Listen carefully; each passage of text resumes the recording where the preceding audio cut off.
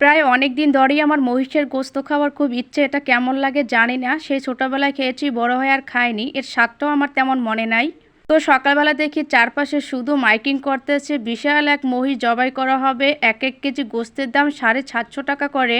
এইটা শোনার পরই ভাবলাম যে এইটা তো মিস করা যাবে না, কারণ যেহেতু আমার অনেক খেতে ইচ্ছে করে আর এটা খেতে কেমন লাগে সেটাও আমার টেস্ট করা লাগবে। তো পরের দিনই আমি মহিষের গোস্ত কিনে আনলাম 750 টাকা করে। মহিষের গোস্ত যে এত টুকটুকে লাল আমি কখনোই জানতাম না। আমি জানতাম মহিষের গোস্ত মনে হয় একদম কালো, যেহেতু ওর গায়ের চামড়ার রংটা একদমই কালো, কিন্তু ভিতরে একদম টুকটুকে লাল ছিল। তো আমি মহিষের গোস্তের সাইজগুলো একদম ছোট ছোট করে নিব। অনেকের কাছে শুনেছি যে মহিষের গোস্ত থেকে নাকি কেমন একটা গন্ধ আসে।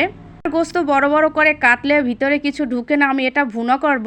সুন্দর মতন কাটলাম। এই যে দেখেন মহিষের গোস্তগুলো কি সুন্দর টুকটুকে লাল, এত ভালো লাগছে দেখতে, একদম হরিণের গোস্তর মতো।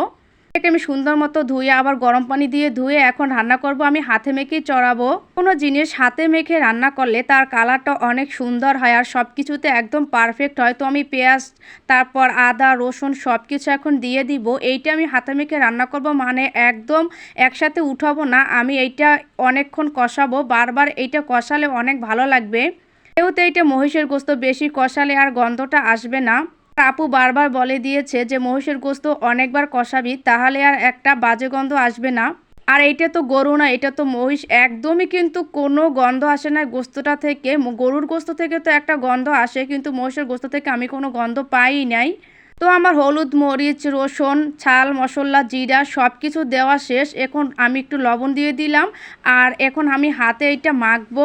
উপর থেকে কিছু তেল দিয়ে দিলাম।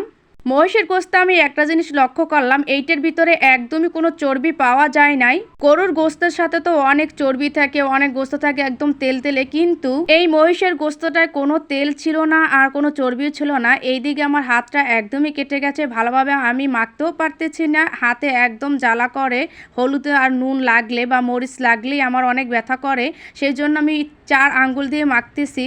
এটা আবার যত বেশি আপনি মাখবেন ততই মশলাটা একসাথে মিক্স হয়ে যাবে। আমার মাখা শেষ, এখন একটু হাতটা ধুয়ে পানিটু দিয়ে এইটা কষাতে দেব। এই দেখেন আমার কষানো কিন্তু একবার শেষ।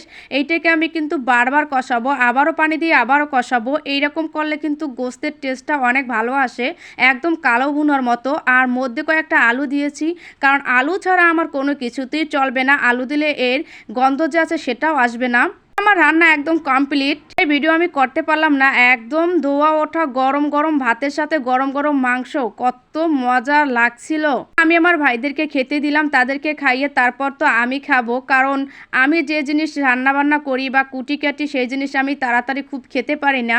তো তারা সবাই খেয়ে বলছিল এই গোস্তটা নাকি অনেক মজা হয়েছে, গরুর গোস্তের থেকেও অনেক। তো ভিডিওটা কেমন লাগলো অবশ্যই কমেন্ট করে জানাবেন। আসসালামু আলাইকুম।